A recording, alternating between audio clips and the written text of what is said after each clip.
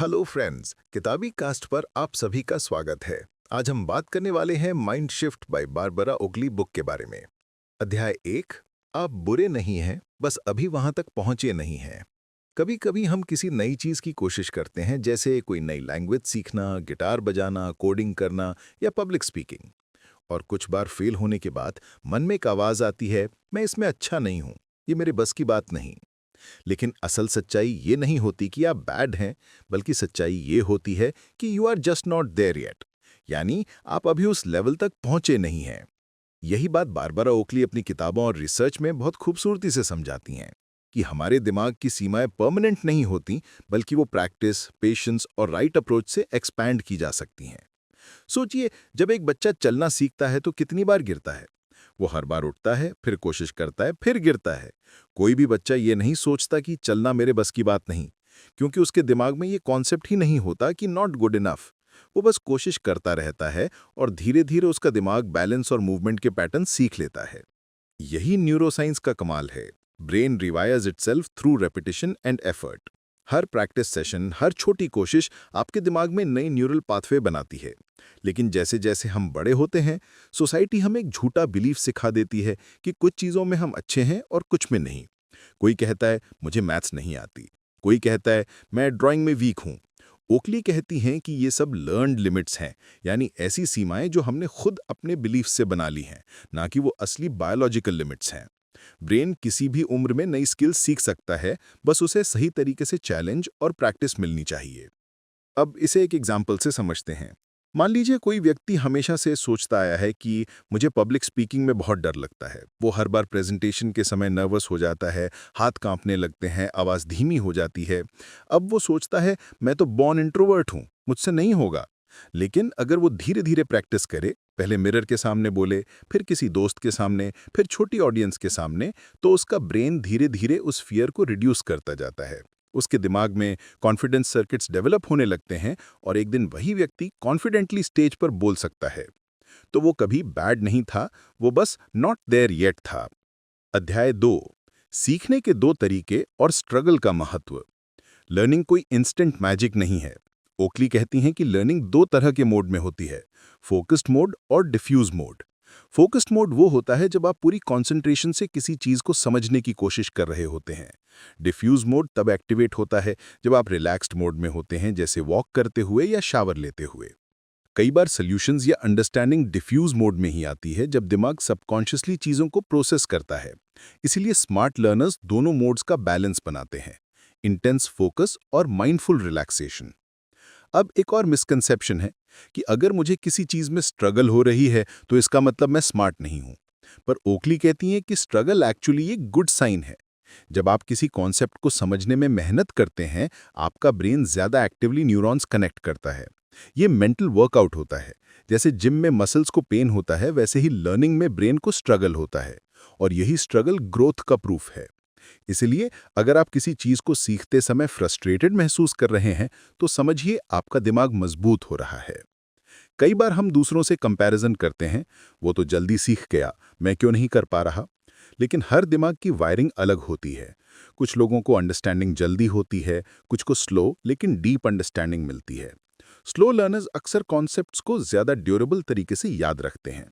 इसीलिए खुद की पेस को एक्सेप्ट करना सीखिए। The journey is personal and progress is progress, no matter how small.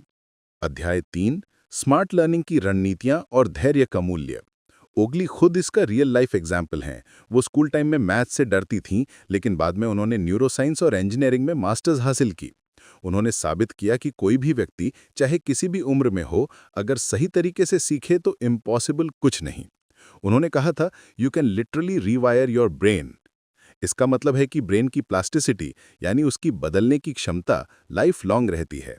हर बार जब आप कुछ नया सीखते हैं, दिमाग में नए सिनेप्टिक कनेक्शंस बनते हैं और पुरानी कमजोर कनेक्शंस स्ट्रेंथन होती हैं।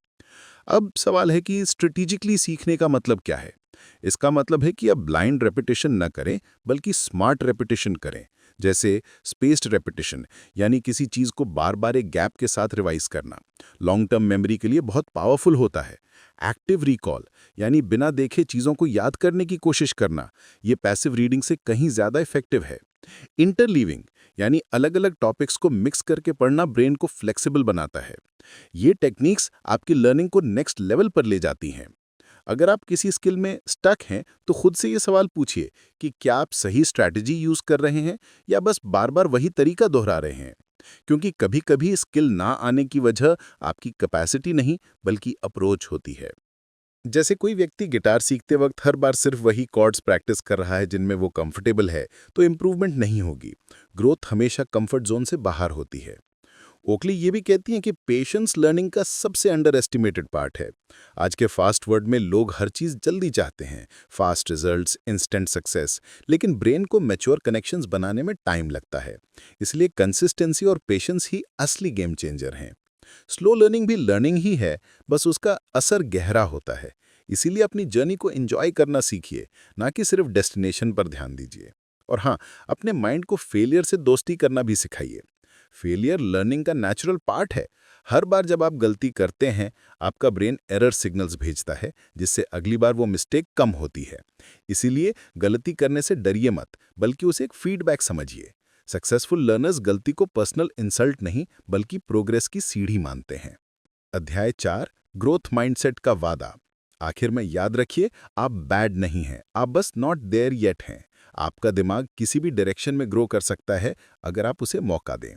हर एक्सपर्ट कभी बिगिनर था, हर मास्टर ने काउंटलेस टाइम्स फेल किया फिर भी कोशिश नहीं छोड़ी। इसीलिए जब अगली बार आप सोचें कि मैं नहीं कर सकता, तो अपने दिमाग से कहिए, मैं अभी वहां नहीं पहुंचा हूं लेकिन पहुंच जाऊंगा। यही ग्रोथ माइंडसेट है और यही सक्सेस का असली फाउंडेशन। धीरे धीरे स्टेप बाय स्टेप आपका दिमाग रिवायर होगा, स्किल्स डेवलप होंगी, कॉन्फिडेंस बढ़ेगा और एक दिन आप खुद सोचेंगे, वाह मैं कर दिखाया। इसीलिए खुद को अंडर एस्टिमेट मत कीजिए, बस प्रैक्टिस, पेशेंस और पर्पस बनाए रखिए। क्योंकि the truth is simple, you are never bad at something, you are just becoming better one try at a time. अध्याय 5, उलझन यानी कन्फ्यूजन प्रगति का संकेत है। जब हम कुछ नया सीखना शुरू करते हैं, चाहे वो कोई लैंग्वेज हो, सब्जेक्ट हो या लाइफ स्किल, तो एक समय ऐसा आता है जब सब कुछ उलझा सा लगने लगता है। कॉन्सेप्ट समझ में नहीं आते, दिमाग भटकता है और हम सोचते हैं शायद ये मेरे बस की बात नहीं। उस वक्त हम कंफ्यूज महसूस करते हैं, फ्रस्ट्रेटेड होते हैं और कई बार छोड़ देने का मन करता है। लेकिन बारबरा ओकली कहती हैं कि यही कन्फ्यूजन असली लर्निंग का हिस्सा है। द कन्फ्यूजन स्टेज कोई प्रॉब्लम नहीं है, ये एक्चुअली प्रोग्रेस का साइन है। क्योंकि जब दिमाग कुछ नया समझने की कोशिश करता है तो नेचुरली वो थोड़ी देर के लिए लॉस्ट महसूस करता है। ये वो फेज़ है जब आपके ब्रेन में नए न्यूरल कनेक्शंस बनने लगते हैं। सोचिए, जब आप पहली बार साइकिल चलाना सीख रहे थे तो शुरू में बैलेंस नहीं बनता था, कई बार गिरते थे, चोट लगती थी। उस वक्त भी कन्फ्यूजन होती थी कि हैंडल कैसे पकड़ूं, बैलेंस कैसे रखूं। लेकिन धीरे धीरे बॉडी और ब्रेन कोऑर्डिनेशन सीख गए। अब आप बिना सोचे साइकिल चला सकते हैं। उस वक्त की कन्फ्यूजन ही आपके दिमाग का ट्रेनिंग ग्राउंड थी। यही चीज़ हर लर्निंग प्रोसेस में होती है। कन्फ्यूजन का मतलब होता है आपका ब्रेन कुछ नया पैटर्न सीखने में बिजी है। बारबरा ओकली की रिसर्च के अनुसार जब हम किसी चीज़ को सीखते वक्त स्ट्रगल करते हैं तो दिमाग में न्यूरॉन्स नए रास्ते यानी न्यूरल पाथवे बनाते हैं। ये प्रोसेस आसान नहीं होती, इसलिए वो टेम्परेरी कन्फ्यूजन पैदा करती है। लेकिन यही वो वक्त होता है जब असली लर्निंग हो रही होती है। इसलिए जब भी आपको लगे कि कुछ समझ नहीं आ रहा तो पैनिक मत कीजिए, सेलिब्रेट कीजिए, क्योंकि आपका ब्रेन ग्रोथ मोड में है। प्रॉब्लम यह है कि आज की फास्ट वर्ल्ड में हम इंस्टेंट क्लैरिटी चाहते हैं। हमें लगता है कि अगर कोई चीज़ जल्दी समझ में नहीं आई तो हम डम हैं या नॉट टैलेंटेड इनफ। लेकिन ट्रुथ ये है कि हर एक्सपर्ट ने कन्फ्यूजन फेस किया है। कोई भी पर्सन शुरुआत से परफेक्ट नहीं होता। अगर आप गिटार बजाना सीख रहे हैं और कॉर्ड्स बार बार गड़बड़ हो रहे हैं तो इसका मतलब ये नहीं कि आप फेल हो रहे हैं। इसका मतलब है कि आपका ब्रेन मोटर मेमोरी बना रहा है। आप अभी मैसी मिडल में हैं, वो जोन जहां ग्रोथ दिखती नहीं लेकिन अंदर चल रही होती है। अध्याय 6, उलझन के पार का रास्ता। एक इंटरेस्टिंग बात यह है कि कन्फ्यूजन एक्चुअली लर्निंग का इमोशनल सिग्नल भी है। जब आपको किसी टॉपिक में कन्फ्यूजन होती है तो इसका मतलब है कि आपका दिमाग एक्टिवली उस चीज़ को समझने की कोशिश कर रहा है। अगर सब कुछ शुरू से ईजी लगे तो शायद आप कुछ नया नहीं सीख रहे। कंफर्ट जोन में कोई ग्रोथ नहीं होती।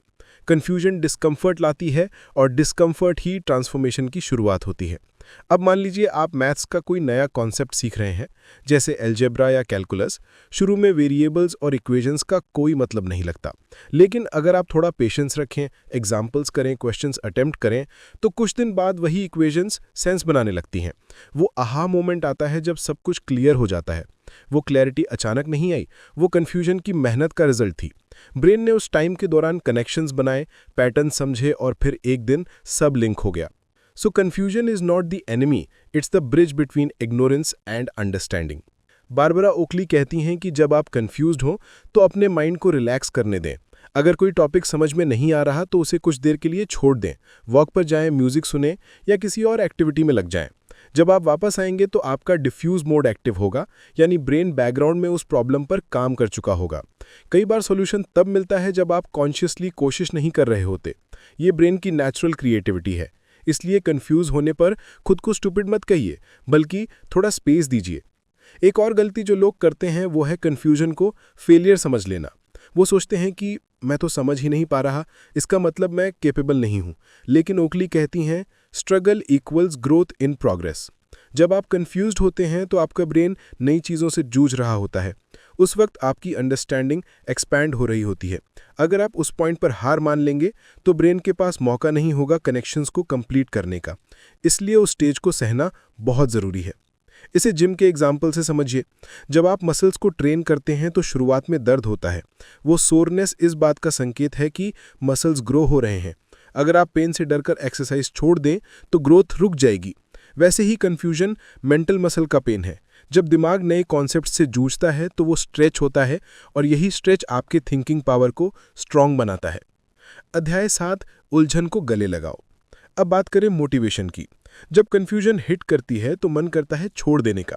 उस वक्त अपने आप से कहना ज़रूरी है, this is part of the process. अगर आप उस अनकंफर्टेबल फेस को टॉलरेट कर सकते हैं तो सक्सेस ऑलमोस्ट गारंटीड है।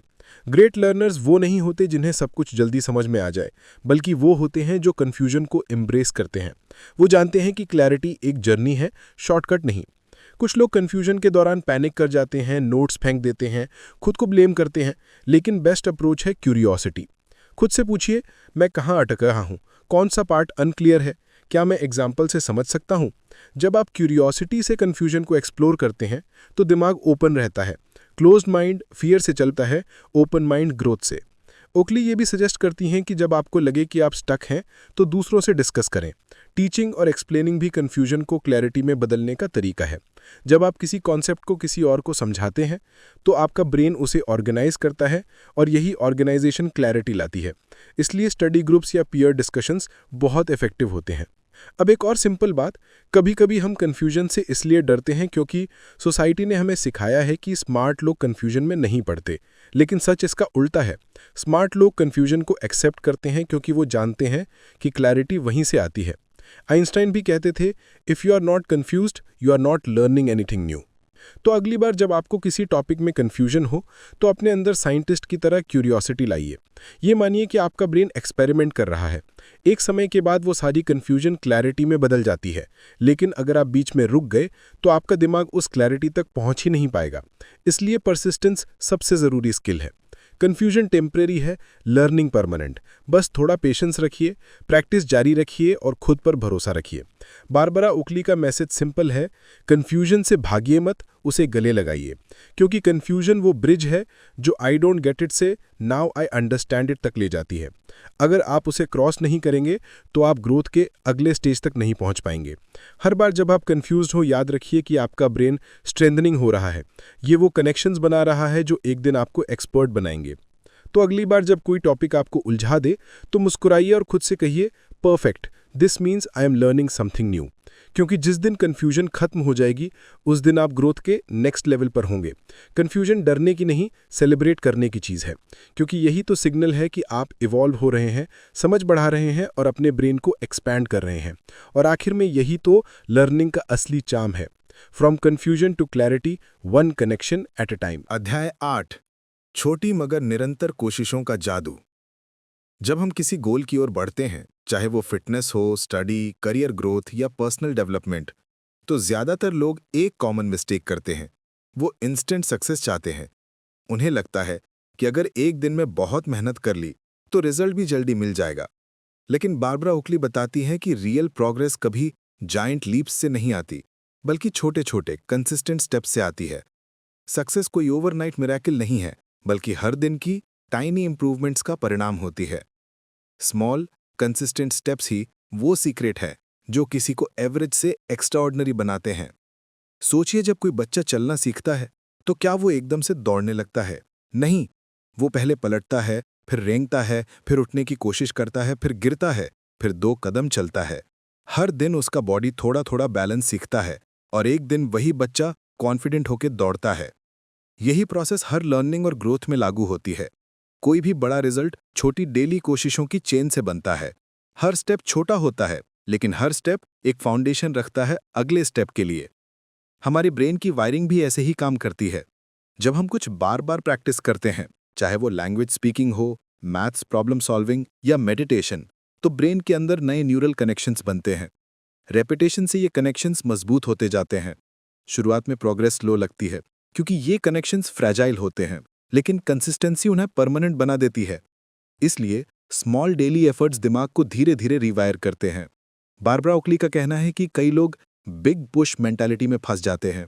वो सोचते हैं कि आज मैं 10 घंटे पढ़ लूंगा, फिर कुछ दिन आराम करूंगा, लेकिन ब्रेन ऐसे काम नहीं करता। वो शॉर्ट फ्रीक्वेंट प्रैक्टिस से बेहतर सीखता है।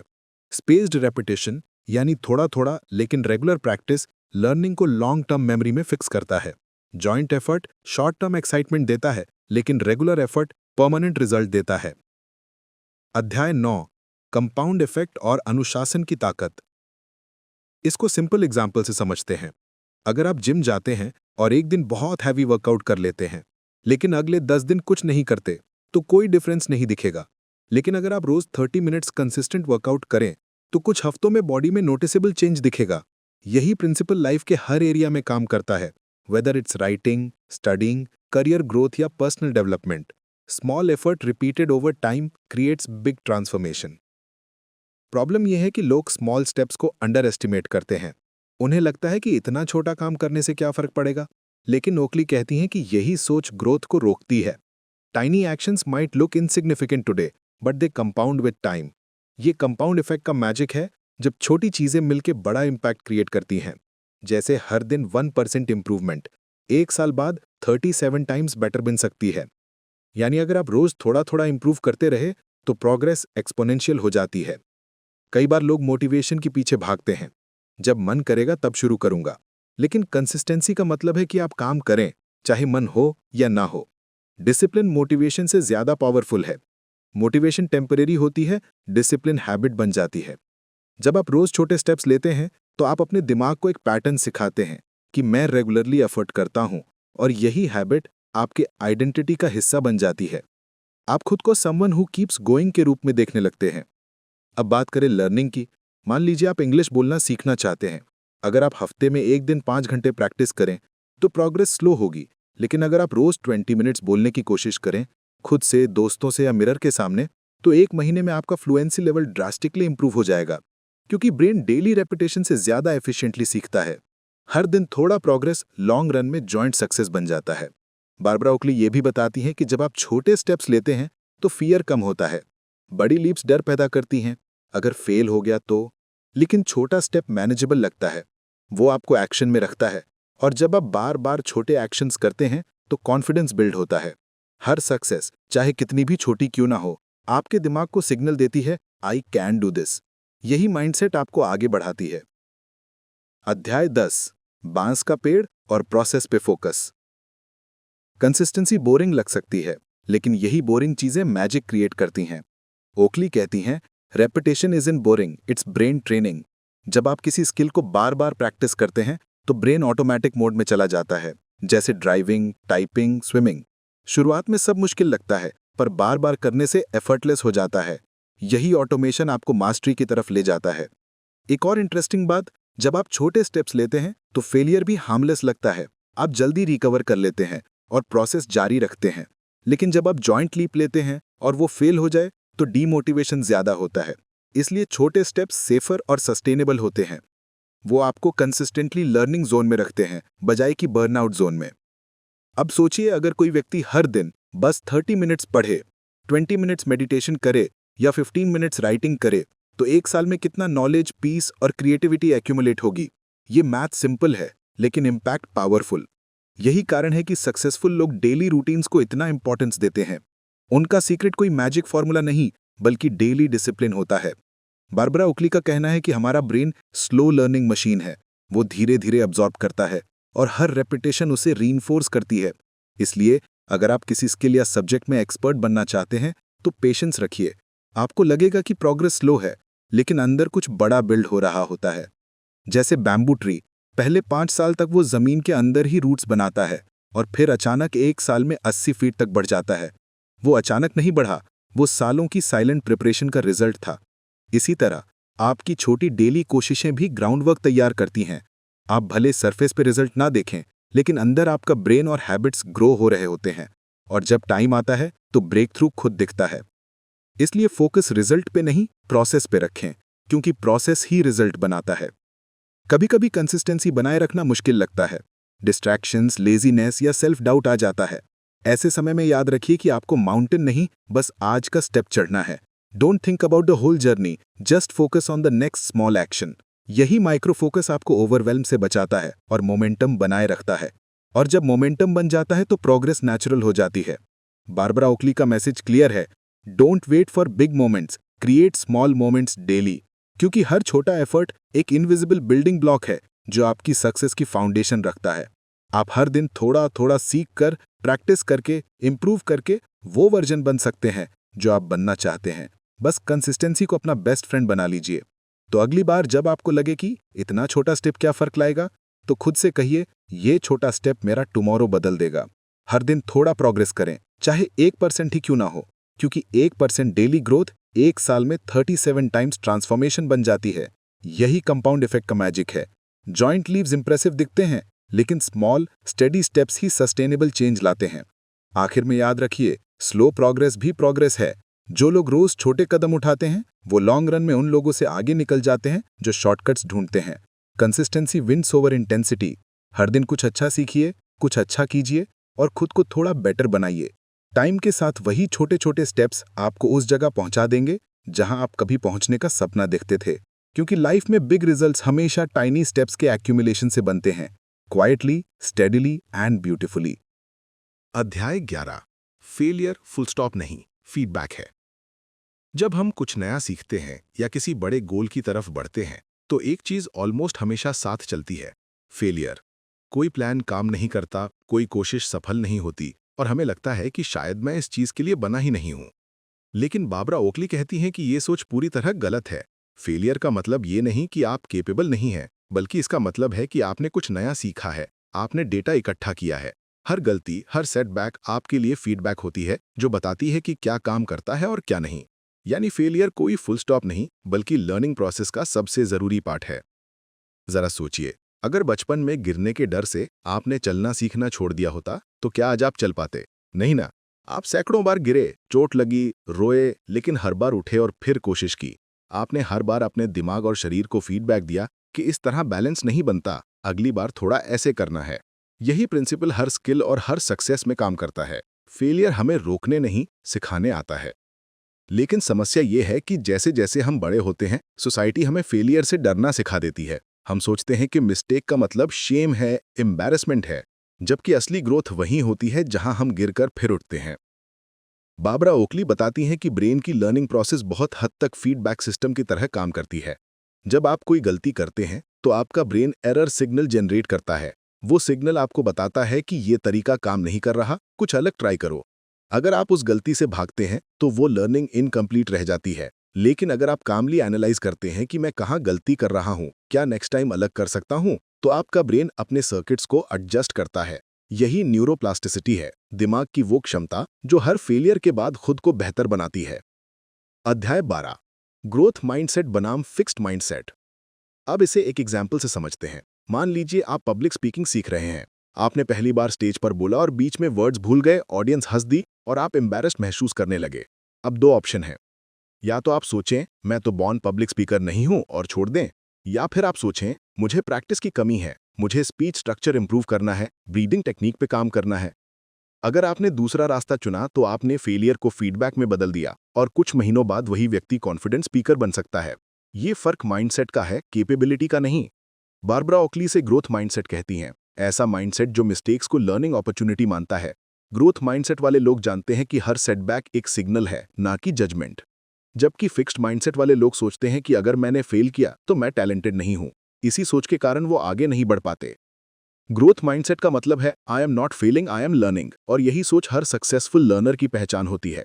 फेलियर को फीडबैक मानने का सबसे बड़ा फायदा यह है कि ये आपको इमोशनल कंट्रोल सिखाता है। जब आप गलती को पर्सनली नहीं लेते तो गिल्ट और शेम की जगह क्यूरियोसिटी आती है। आप खुद से पूछते हैं, क्यों नहीं हुआ, क्या बदल सकता हूं? ये क्यूरियोसिटी लर्निंग को एक्सेलरेट करती है। जब आप नेगेटिव इमोशन को हटाकर एनालिसिस करते हैं तो आपका दिमाग काम और फोकस्ड रहता है, और ऐसे ही स्मार्ट लर्निंग होती है, बिना डर के, प्योर ऑब्जर्वेशन से। एक इंटरेस्टिंग फैक्ट है, ब्रेन में डोपामीन नाम का केमिकल रिलीज होता है जब हम कुछ नया सीखते हैं या कोई चैलेंज फेस करते हैं।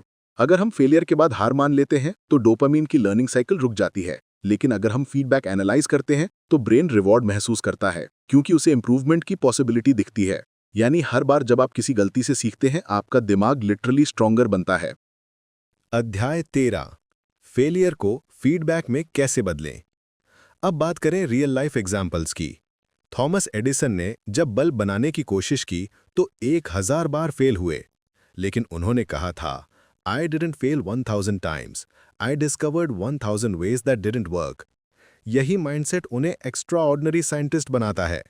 अगर वो पहले या 50वें प्रयास के बाद हार मान लेते तो दुनिया आज अंधेरे में होती। इसी तरह वॉल्ट डिज्नी को कई बार जॉब से निकाला गया क्योंकि लोगों को लगा कि उनमें क्रिएटिविटी नहीं है, लेकिन उन्होंने फेलियर को रिजेक्शन नहीं, डायरेक्शन माना। उन्होंने सीखा, इम्प्रूव किया और आखिर में एक पूरी एनिमेशन एम्पायर खड़ी कर दी। हम अक्सर सोचते हैं कि सक्सेसफुल लोग गलती नहीं करते, लेकिन सच ये है कि वो गलती करने से डरते नहीं। वो हर गलती को एक फीडबैक की तरह इस्तेमाल करते हैं। वो हर बार एनालाइज करते हैं, इस बार क्या सीखा, कौन सा पैटर्न रिपीट हो रहा है, क्या इम्प्रूव किया जा सकता है। इसी प्रोसेस से वो रिफाइन होते जाते हैं। इसलिए सक्सेस और फेलियर में फ़र्क इतना ही है। सक्सेसफुल लोग गलती से भागते नहीं, बल्कि उसका मीनिंग बदल देते हैं। बारबरा ओकली कहती हैं कि जब आप फेलियर को फीडबैक के रूप में देखते हैं तो आप खुद को एम्पावर करते हैं, क्योंकि अब आप विक्टिम नहीं रहते, आप लर्नर बन जाते हैं। फेलियर आपको डिफाइन नहीं करता, वो आपको गाइड करता है। वो बताता है कि ये रास्ता नहीं चला, दूसरा रास्ता अपनाओ। और जब आप इस नज़रिए से सोचते हैं तो हर मिस्टेक एक स्टेपिंग स्टोन बन जाती है। जितनी बार आप गिरते हैं उतनी बार आपका डायरेक्शन क्लियर होता है। एक और ज़रूरी बात है, फेलियर से डरना नेचुरल है, लेकिन उससे भागना डेंजरस है। अगर आप गलती करने के डर से कोशिश ही नहीं करेंगे तो आप कुछ नया सीख ही नहीं पाएंगे। बारबरा ओकली कहती हैं, if you are not failing, you are not learning enough. यानी अगर आप हमेशा कंफर्ट जोन में हैं तो आप स्टैग्नेंट हैं। कन्फ्यूजन और फेलियर ग्रोथ के साइन है, इसलिए उनसे डरिए मत, उन्हें एम्ब्रेस कीजिए। अब प्रैक्टिकल तरीके की बात करते हैं, कैसे फेलियर को फीडबैक में बदला जाए। पहला स्टेप है पॉज एंड रिफ्लेक्ट। गलती के तुरंत बाद खुद को जज मत कीजिए, थोड़ी देर रुकिए और न्यूट्रल होकर सोचिए, कहाँ चूका, क्या पैटर्न दिख रहा है। दूसरा स्टेप है document your learning. Her setback से एक छोटा नोट बनाइए कि next time I will do this differently. और तीसरा स्टेप है ट्राई अगेन क्विकली। जितनी जल्दी आप दोबारा कोशिश करते हैं उतनी जल्दी ब्रेन नए पैटर्न्स को स्ट्रेंथन करता है। और चौथा स्टेप है खुद को क्रेडिट दीजिए। आपने कोशिश की, ये अपने आप में करेज है। कई बार फेलियर की वजह एक्सटर्नल होती है, जैसे सिचुएशन, टाइमिंग या लक, लेकिन फिर भी उसमें कुछ ऐसा होता है जो आपके कंट्रोल में है। वही हिस्सा सीखने लायक होता है। जब आप उस हिस्से पर फोकस करते हैं तो आप पावरलेस नहीं, पावरफुल महसूस करते हैं। यही शिफ्ट आपको रेजिलिएंट बनाती है। बारबरा ओकली इस बात पर जोर देती हैं कि फेलियर को अवॉइड करने की कोशिश असल में सबसे बड़ी गलती है, क्योंकि जब आप रिस्क से बचते हैं तो आप ग्रोथ से भी बचते हैं। जो लोग गलती करने की परमिशन खुद को देते हैं वो तेजी से इंप्रूव करते हैं। उनका ब्रेन लर्निंग के लिए ओपन रहता है, रिजिड नहीं होता, और यही ओपननेस क्रिएटिविटी की जननी है। अगर आप किसी जर्नी पर हैं, करियर, रिलेशनशिप, बिजनेस या लर्निंग की, तो खुद से वादा कीजिए कि आप फॉल करेंगे, फेल करेंगे, लेकिन स्टॉप नहीं करेंगे। हर बार जब आप गिरेंगे कुछ वैल्यूएबल सीखेंगे और हर लेसन आपको अगले लेवल के लिए तैयार करेगा। यही प्रोसेस की पहचान है। किसी भी एक्सपर्ट ने सक्सेस तक सीधा रास्ता नहीं लिया। सबने डिटर्स ली, गलतियां की, फीडबैक से सीखा और रिफाइन होते गए। तो अगली बार जब कुछ गलत हो जाए, जब प्लान फेल हो जाए, जब रिजल्ट उम्मीद के मुताबिक ना आए, तो खुद से बस ये कहिए कि ओके, ये फीडबैक है, और फिर काम होकर सोचिए कि इस एक्सपीरियंस ने मुझे क्या सिखाया। यही सोच आपके दिमाग को डिफीट से डायरेक्शन की ओर ले जाएगी। आप हर फेलियर को स्टेपिंग स्टोन बना पाएंगे। आखिर में याद रखिए कि फेलियर कोई दुश्मन नहीं, वो टीचर है। वो आपको रोकने नहीं, सुधारने आता है। सक्सेसफुल लर्नर्स गलती से डरते नहीं, क्योंकि उन्हें पता है कि हर एरर के पीछे एक वैल्यूएबल लेसन छिपा है। तो गलती को एक्सेप्ट कीजिए, एनालाइज कीजिए और आगे बढ़ जाइए, क्योंकि लाइफ में जीत हमेशा उसी की होती है जो गिरकर भी चलना नहीं छोड़ता। फेलियर सिर्फ तब हार बनती है जब आप रुक जाते हैं। जब आप उससे सीखते हैं, वो फीडबैक बन जाती है, और फीडबैक ही ग्रोथ की सबसे मजबूत फाउंडेशन है।